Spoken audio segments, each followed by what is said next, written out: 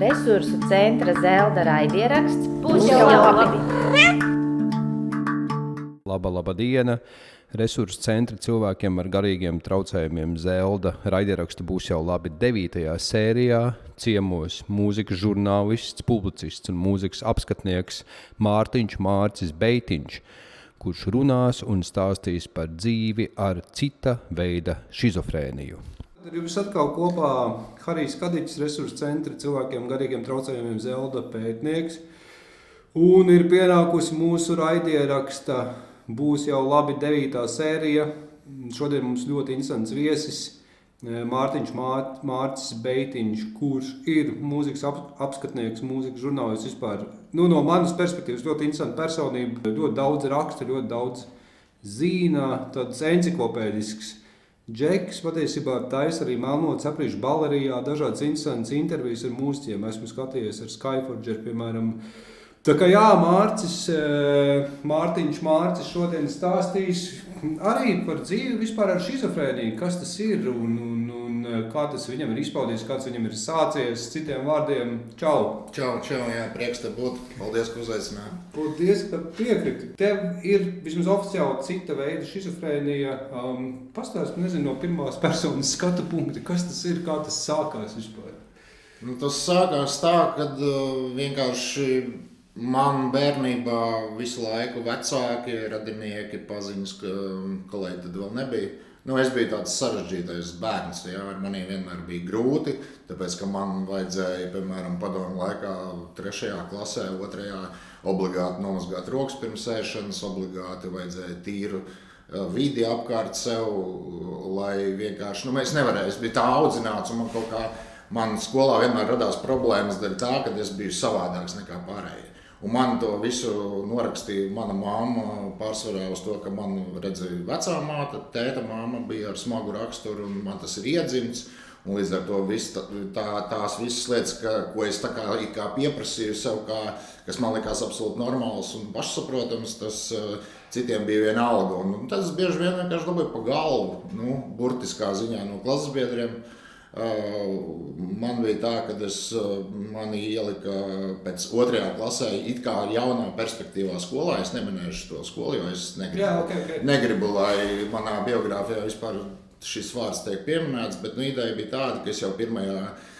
nedēļā dabūju smadzeņu satricinājumu, jo man vienkārši ar deniņiem nolika uz skolas sola kājas, un es nogulēju 2 nedēļas slimnīcā ar smadzeņu satricinājumu. Principā no 2. līdz 7. klasē es katru dienu gāju uz skolu ar pilnīgu pārliecību, ka man piekaus. Jā, un es ar to absolūti biju rēķinājies, un man nācās vienkārši izdzīvot vienam pašam. Man bija viens tāds draugs, ar kuru mēs it kā bijām kaut kādā ziņā uz vienas nots, uz vienas viļņa. Bet viņš arī, tad, kad reāli pienāca tad, kad tev sit visas skolas priekšā un visi ieskaitot skolotājus un klases biedrus un vecāki skolnieki un jaunāki vienkārši stāv apkārt un saka, davai, močī viņu, davai, ja? Tad tu vienkārši saproti, tu esi viens pats, un kad atnāc mājās un saka mammai un tētim, ka tevi tur sit, tētis tajā brīdī vispār nebija valstī, viņš strādāja Sibīrijā. Līdz ar to tur tā vecāku iejaukšanās nekāda baigā nenotika. Mamma vienkārši neticēja, ka tas tā var būt. Un tad 8. klasē, kad bija jāiet 8. klasē, es vienkārši mammai pateicu, ka visas vairs to skolu neiešu. Tad es pirmo reizi iestājos pats par sevi un pateicu, ka viss man pietiek, man ir apnicis. Un negāja arī? Nē, man tādā brīdī beidzot laikam kaut kādu pirmo reizi mana mamma aizgāja tieši pirms gada. Lai viņai viegli smilts, es to nesaku kā viņai kritiku, bet vienkārši tas, kad man sanāca tā, ka man tādā 8. klasē, kad bija jāiet, es sapratu, ka ir tāds lūzuma punkts, ka man ir kaut kādi savi sapņi, sava dzīve, sava kaut kāds savs redzējums, un ka es negribu vienkārši aiziet bojā, burtiski sakot. Jo tur mums tādā skolā tur bija tā ļoti brutāla tā attieksme. Tur neviens, ja tu aizgāji pie skolotājas un pateici, ka tev tur ir problēmas, tad pēc nākamās stundas tev viņas bija vēl lielākas, jo tā skolotāja vienkārši iznāca klases priekšā un pateica, ka tu esi pasūdzējies. Un loģiski, ka tu pēc tam dabūji pa muti vēl 2 reizes vairāk. Tā kaut kā īsumā. Un tu savēlc to ar to arī saucamo šizofrēnijas sākumu? Vai? Es pieļauju, man pirmā galvas trauma vispār bija vēl pirms skolas. Es netīšām cenšoties pievilkties pie kāda stieņa, kā jau tas padomju laikā bija raksturīgi, viņš vienkārši notrūka un uzkrita man uz galvas. Un es atskrēju mājās un rēgdams un pilnā balsī, un man pēc tam stāstīja, ka esot bijis tāds skats, kad es ieskrēju istabā bļaudams, un viņi nesaprot, kāpēc. Un es pagriezu galvu uz otru pusi, tad viņi redzēja, ka man viss muguri ir asinīs, un tad viņi saprata, ka tā bija mana pirmā galvas trauma, ko es atceros. Es pieļauju, ka tas varētu būt kaut kāds sākums, bet vēl pirms tam es vienreiz gandrīz noslīpu arī. Okay. Un es atceros to sajūtu, ka es gāju, kad es jau biju gandrīz jau ezera dibenā, vai es redzēju to saukto gaismu, ja? Un man bija ļoti labi. Un tad, kad mani teicis pēdējā brīdī aiz matiem izvilka no tās karjeras ārā, no tām karjerām ārā, tad es biju pat uz viņu kaut kādā ziņā dusmīgs, tāpēc, kad viņš pārtrauc man šo lielisko ceļojumu uz gaismu. Ja? Es ļoti sasaucos ar visiem cilvēkiem, kam bijusi nāvētuvā pieredze, kad atgriezties negribas. Jā, tā kā es pieļauju, ka gan šis gadījums ar to slīkšanu, gan arī tās pirmās galvas traumas, ka tās varēja atstāt kaut kādu iespaidu, jo pirms tam man bērnība līdz kādiem 4 gadiem es uzskatu bija laimīgi. Neskatoties to, ka bija padomju laiki, neskatoties uz visādām problēmām, es biju laimīgs bērns līdz kādiem 4 gadiem. Bet pēc tam, kad man nācās iet tādā skolā, kas gan bija bišķiņ vēlāk, tur jau bija kāds 6 gadi, tad no 6 līdz kaut kādiem gadiem 14, tā bija ela vienkārši. Tā bija ela. Bet kā tu spēji ar tādu psiholoģisko lādiņu no pagātnes, kā tu spēji viņu vispār dzīvot, kā tu viņu spēji, integrēt, kā tu... Tāpēc, ka tad es nonācu skolā, kur es savukārt varu pieminēt, es nonācu Jelgavas 4. vidusskolā, kas ir skola ar mūzikas novirzienu, un tā kā man mūzika ir bijis vienmēr skaidrs, ka man bija tikai 2 varianti bērnībā, par ko es gribēju kļūt. Viens bija par Arturu Ierbi, citiem vārdiem sakot par hokeja vārdsargu, un otrs bija mūzika, bet tas hokejs tas bija tāds vairāk ietekmēts no ārpuses, jo man bija ļoti cieša saistība ar kādu ļoti augstu stāvošu amatpersonu Rīgas sporta pilī. Un es tur jūtos tā kā savās mājās. Es gāju uz spēlēm, es lidoju pēc Dinamo spēlēm uz laukuma 12. naktī un tam līdzīgi. Ja? Bet mūzika man bija tā, ka es nezinu, kopš sevi atceros, man mūzika vienmēr ir vilinājusi. Es jūtu, ka tas ir kaut kāds tāds mans ceļš, ka man tieši nevis radīt mūziku, bet tieši stāstīt par viņu citiem, atklāt viņu priekš citiem. Tā mums ir kaut kā forši sanāca. Arī ģimenē mans brālis ir profesionāls ģitārists un es esmu profesionāls mūzikas žurnālists. Līdz ar to mēs nepārklājamies viens ar otru, bet abi darām kā vienu un to pašu. Un kā dzīvot ar to? Vienā brīdī tu vienkārši saproti, ka tev ir tikai 2 varianti. Vai tu tici tam savam sapnim un tu ej līdz galam, vai arī tu padodies. Ir bijuši brīži arī, es domāju, ka tev viesi noteikti par to ir runājuši.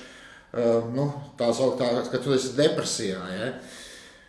Man ir bijuši tādi brīži, ka es sēžu vienkārši 3 mēnešus gultā, skatos vienā punktā, grieztos un nevaru vispār neko nepiecelties, aiziet uz stolēt, neko. Protams, es kaut kādā brīdī to izdaru, kad daba pasauc, ja? Bet principā ir tāda sajūta, ka tev vienkārši ir tukša galva. Tu neko nevari izdarīt, jo tev sāp viss ķermenis, tev sāp domas. To ir, tā dziesmiņa par to, ka pirmdien Jānetim sāpēja māte, otrdien Jānetim sāpēja tas. Es, kad dzirdu to dziesmu, man smiekli nenāk. Tāpēc, kad varbūt, es nezinu, kā tas autors to dziesmu ir domājis, bet es reāli saprotu, cik tev sāp domas, ka tev sāp reāli mati. Burtiski tā sakot, ja. Tā kaut kā, es nezinu, īsumā. Ja mēs parunājam vairāk par tām šizofrēnijas izpausmēm, parasti cilvēkiem šizofrēnija saistās ar halucinācijām, balsīm, dažādiem savādiem uzskatiem. Nē, tā man nav mānijas. Es nedomāju, ka man izsako citplanētieši vai kaut kādi spēcdienesti. Es nedzirdu balsis, bet man ir diezgan bieži bijusi dzīvē uzmācīgas domas par pašnāvību, piemēram, ja? Es esmu ļoti bieži bijis tuvu tam, ir pat bijuši man, nevis mēģinājumi pašam sev kaut ko izdarīt, bet, es esmu izaicinājis likteni, lai kāds cits mani nosit, piemēram. Okay. Un, jo ir bijušas tādas, tik slikti ir bijis, ka tev vienkārši... Tu provocējis cilvēku? Es esmu provocējis, sliktus zēmus, teiksim tā, lai viņi to izdara, jo pašam man tā kā līdz galam nesanāk, es neesmu mēģinājis to darīt. Tādā burts, ka es neesmu griezis vēns vai leķis no tilta vai kaut ko tādu darījis. Bet es zinu daudz cilvēkus, kuriem ir 1, 2, 3 mēģinājumi bijuši ar tabletēm, ar visu kaut ko. Ja. Manā gadījumā, tad, kad man bija ļoti slikti, tad es vienkārši uzprasījos urļikiem uz ielas. Un tādā brīdī, ka viņi man reāli ar to kērzi iedeva pa galvu, tā ka es pēc tam 1,5 gadu nejūtu savu seju, tad es sapratu, ka nē, es tomēr gribu dzīvot. Jo man taču ir ko teikt, man ir ko darīt un tam līdzīgi. Bet, protams, ka pagāja vēl 10 gadi, atkal bija slikti un atkal bija tās domas. Un ir bijis tā, kad tu domā, ej ar to māju 12 stāvu, kuras tu zini, ka vismaz tā pēc pilsētas leģendām, ja, ka tur ir vairāk cilvēku uz tā jumta bijuši un nolikuši no viņa. Ir tā doma kaut kur aizmugurē vienmēr, it sevišķi tad, kad ir slikti. Jo tāda diena, kad tu par to nedomātu, vispār tāda nav. Okay. Tas fonā visu laiku? Fonā tas ir visu laiku, jā. Vai tu par to domā kaut kādā pagātnes formā, vai tu redzi to kaut kādā kino, vai dzirdi mūzikā, vai tam līdzīgi. Tā doma, protams, viņa ir. Tāpat kā ir visu laiku, tas pat nav aizvainojums vai kaut kas par to bērnību, ja, un par to sišanu un visu pārējo. Bet tās ir tādas lietas, kas ar tevi ir visu laiku. Tu nevari par to nedomāt. Tu to redzi sapņos, tu par to domā nomodā. Man ir ļoti daudz tādas visādas lietas. Es, protams, neesmu ideāls. Es arī esmu cilvēkiem nodarījis kādreiz pāri, tīšām, netīšām, pārsvarā netīšām, protams. Ja. Aizvainojos varbūt kādu un tam līdzīgi, bet man nekad nav bijis tāds, apzināta tāda vēlme kādam izdarīt ļaunu, piemēram. Bet es esmu to ļoti daudz jūtas pret sevi un sevišķi bērnībā. Un sevišķi skolas laikā. Un es gribēju pabeigt par to 4. vidusskolu. Tad, kad es atnācu uz turieni, man diemžēl jau bija par vēlu mācīties kādu instrumentu, ko visi mani klasi mācījās. Ja? Bet es ienākot klasē, ieraugot savus klases biedrus, tagad ļoti labi zināms cilvēks, kā piemēram Marnis Račinskis un Karls Vērdiņš un Baiba Ladiga. Ieraugot tos cilvēkus jau tad, 8. klasē, es sapratu, ka es nonācu beidzot tur, kur man ir jābūt. Starp māksliniekiem, es nebaidīšos šī vārda, ģeniāliem cilvēkiem, kuru potenciāli es redzēju jau toreiz. Un es domāju, ka to redzēja arī skolnieki un skolotāji, un tāpēc jau tie cilvēki arī tagad ir tas, kas viņi ir. Un man bija gods un prieks mācīties tādā klasē. Un ja es nebūtu tur nonācis, es domāju, ka es tad nesēdētu un ar tevi tagad nerunātu. Kaut kā tā īsumā. Bet, piemēram, bez tiem depresīviem kritieniem ir vēl kaut kas tāds specifisks tev, kas saistās ar šo diagnozi? Es varu pateikt, saprot, ir tā, ka es zinu, kā es jutos pirms es sāku lietot medikamentus. Es zinu, kā es jutos pirms es atradu beidzot savu īsto psihiatru. Psihiatri ir labi mūsu valstī, un pat tikai pateicoties savai dakterei, savām abām dakterēm, man ir gan ambulatorā, pie kuras seju katru mēnesi pēc medikamentiem, un arī vienkārši parunāties. Un gan arī, kad es esmu bijis slimnīcā, ja nebūtu šo 2 cilvēku, nekas no tā, ko es daru šobrīd, nebūtu iespējams. Līdz ar to, es teiksim, man ir gadījies, ka es aizmirstu iedzert zāles, un tā sajūta nākamajā dienā ir briesmīga. Kas notiek, ja tu neiedzer zāles? Trauksme, panikas lēkmes, šausmīgākās fiziskās sāpes. To ir tā baigi grūti aprakstīt. Tas ir, tie, kas zina, kas ir paģirs, tad tas ir reiz 10. Okay. Tad, kad neiedzer zāles. Manā gadījumā. Un es neriskēju vairs to darīt. Ja pat ir, teiksim, kāda ballīte vai kaut kas, es tik un tā iedzeršu zāles, tāpēc, ka es zinu, ka ja es to neizdarīšu, tad būs ļoti slikts sajūta. Un tā kā jau kā tu mani pieteici, kā mūzikas žurnālisti, man ir ļoti liela atbildības sajūta vienmēr bijusi. Ja es esmu kā darbu uzņēmies, es to izdarīšu, pat ja es pats pēc tam sprākšu nostrubi izsakoties. Ja? Bet darbu es izdarīšu, vienalga, ka es būšu noguris, vienalga, ka es būšu neizgulējies vai kā tam līdzīgi. Un tāpēc man ļoti ilgi ir nācies izcīnīt to, kas es esmu šobrīd un to, ko es daru šobrīd. Un es ļoti cienu tos cilvēkus, ar kuriem es strādāju, kuri man ļauj darīt to, ko es daru. Un līdz ar to, darbs man ir pirmajā vietā. Bet arī tas ir interesanti, ka neskatoties uz šiem garīgi rakstura traucējumiem, tu esi ārkārtīgi tāds radošs un ļoti daudz vari paveikt. Tas arī ir interesanti, kā tas tev izdodas, jo esmu redzējis tavus rakstus. Tā kā es arī reizēm uzrakstu kaut ko mūzikas saulē. Jā, es esmu informēts par to, ka tu raksti. Piemēram, nezinu, dažādi izpildītāji, kuru videoklipos ir bijušas mašīnas. Tā kā tas tēmas, man liekas, tik apjomīgs, kā... Kurš tevis pieminētais raksts, tas bija pirmais raksts, kas bija turpat pirms 4 gadiem nopublicēts mūzikas saulē.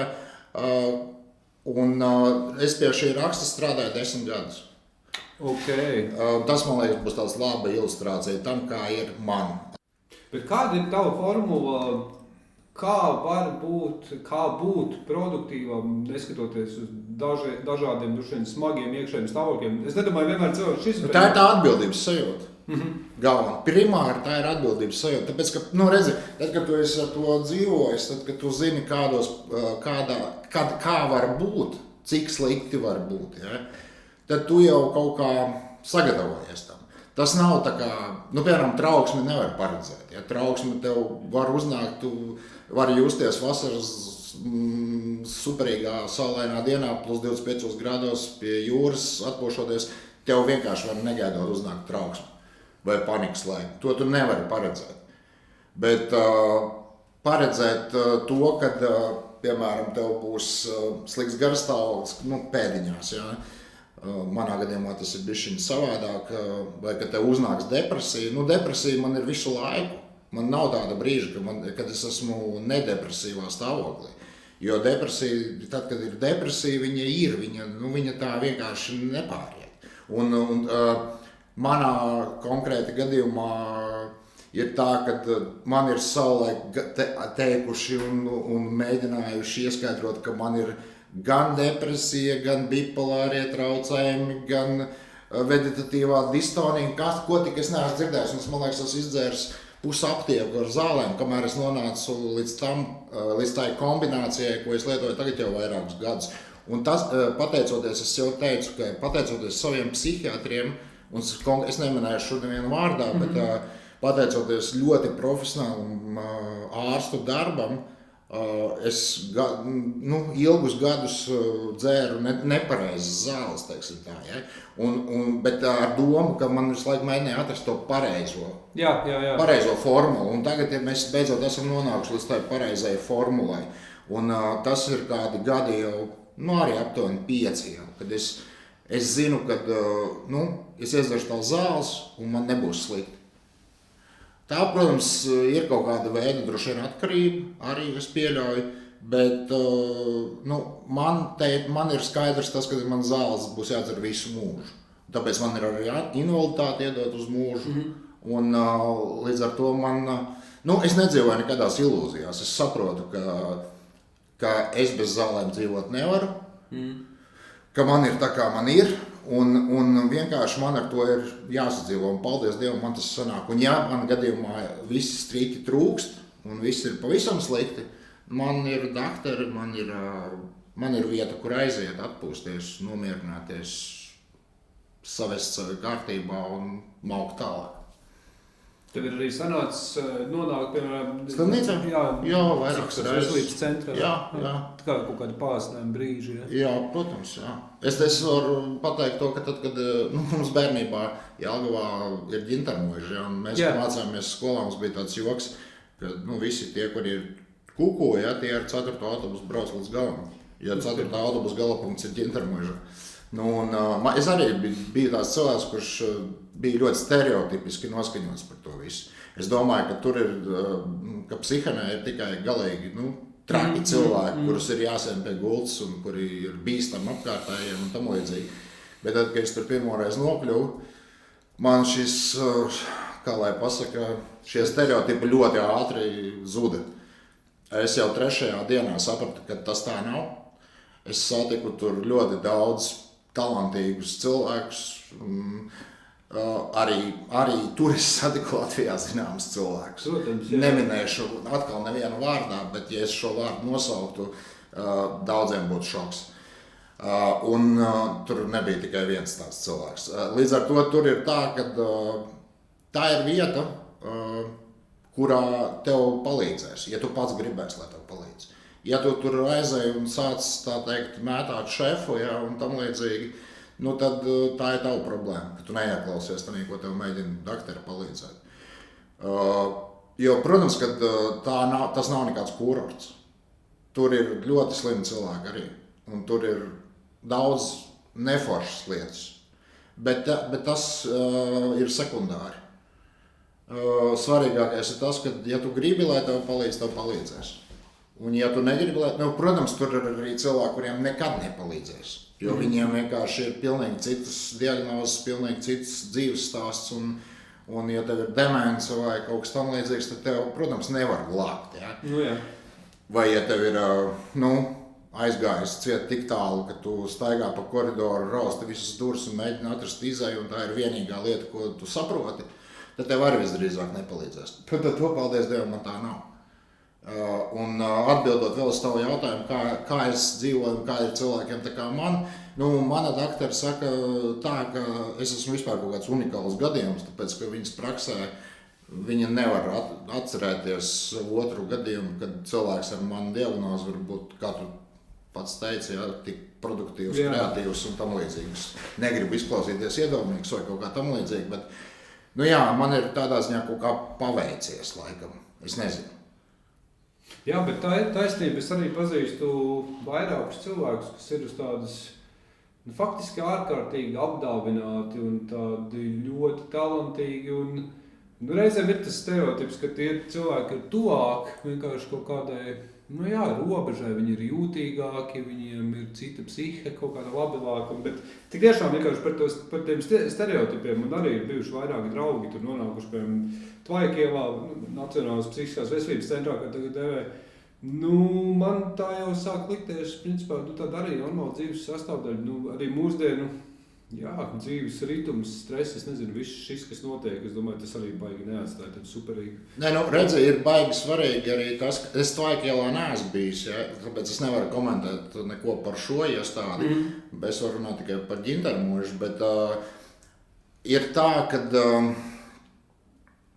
man liekas, ka cilvēki varbūt daži jauc mazliet kaut kādu izdegšanu, piemēram, ar hronisku depresiju, piemēram, vai ar kaut kādu, manā gadījumā cita veida šizofrēniju, lai kas tas arī nebūtu. Es tur tik precīzi tev nepastāstīšu tagad teoriju, ja?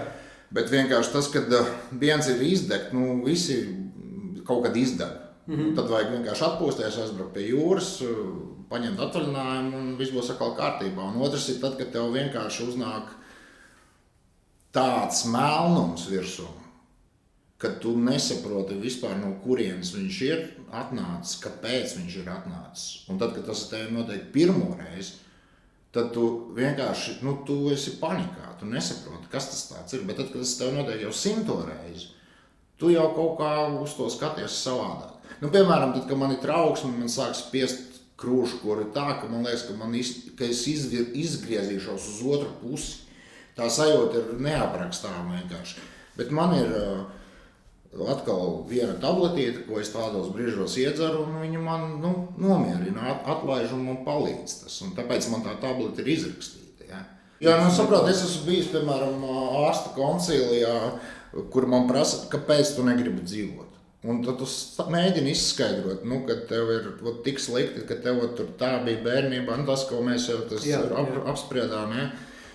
Vai ka tur tev liekas, ka viss ir, pēdējā stundiņa ir klāt, ja?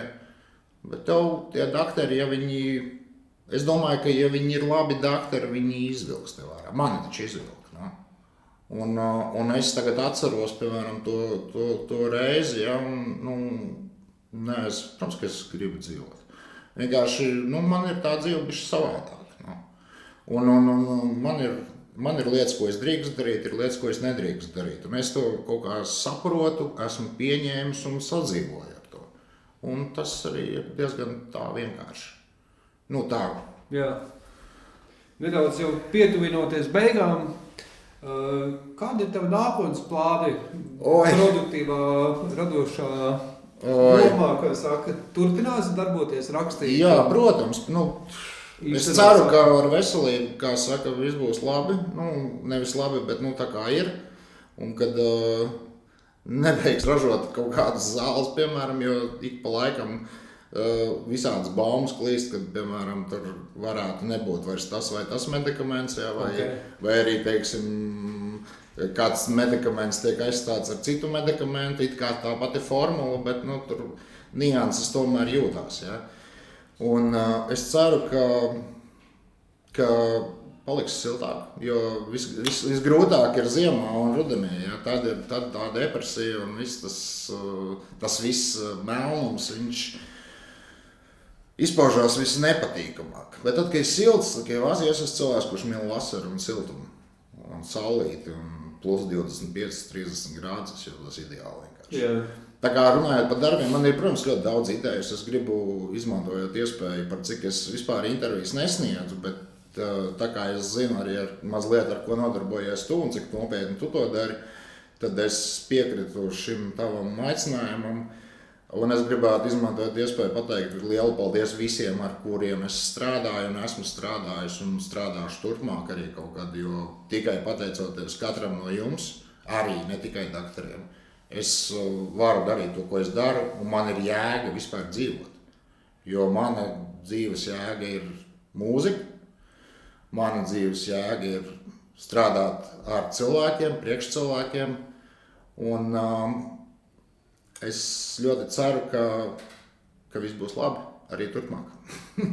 Man tieši bija pēdējais jautājums bez visiem raidierakstu viesiem, jo mūsu raidieraksts saucās Būs jau labi. Būs jau labi, jā. Mēs vienmēr prasām, kā tev liekas, viss būs labi?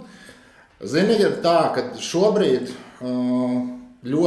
es pieļauju, ka satraukušies ir visi, ne tikai tie cilvēki, kuriem ir diagnoze vai kaut kāda problēma, garīga vai fiziska vienalga. Jo mēs dzīvojam trakā laikā. Jā. Apkārt fons ir vienkārši drausmīgs. Un tad, kad kāds sāk par to runāt, es neklausos ziņas jau, man liekas, kā 3 vai 4 gadi. Nevis tāpēc, ka man ir vienalga, bet vienkārši es nevaru to izturēt. Es nevaru izturēt tos visus šausmas, dzirdēt to, kas notiek. Man jau ieejot Facebookā, kas ir neiespējami man nebūt Facebookā, jo tas ir mans darbs arī. Jā, tā ir viena no platformām, kurā es izpaužos. Es cenšos neskrolot lenti ziņu, ja? Ne Instagramā, ne Facebookā, bet tik un tā, tu katru dienu redzi visas tās briesmas, kas tur notiek. Un, protams, ka tas, kad ir viens cilvēks, kurš visu pasauli šobrīd tur vienkārši šausmās, ja? Tas ir kaut kas neiedomājams, ka tā vispār var būt. Un es ieteiktu viņam arī pārstāties, teiksim tā. Paldies! Paldies tev! Es ceru, ka es kaut cik atbildēju uz taviem jautājumiem. Raidieraksts Būs jau labi ir sagatavots ar Sabiedrības integrācijas fonda finansiālu atbalstu no Latvijas valsts budžeta līdzekļiem. Par raidieraksta Būs jau labi saturu atbild Resursu centrs cilvēkiem ar garīgiem traucējumiem Zelda.